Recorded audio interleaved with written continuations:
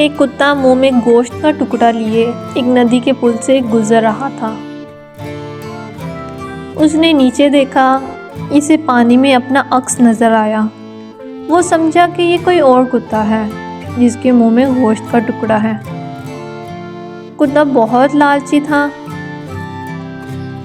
इसने दूसरा टुकड़ा भी हासिल करना चाहा। वो दूसरे कुत्ते पर हमला करने के लिए भौंका, लेकिन वो तो सिर्फ उसका अक्स था।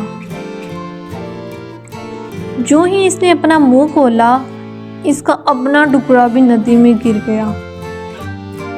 अब उसके पास कुछ भी ना रहा। तो प्यारे बच्चों, इस कहानी से हमें ये सीख मिलती है कि सच है लालच बुरी बला है। हमें लालच नहीं करना चाहिए।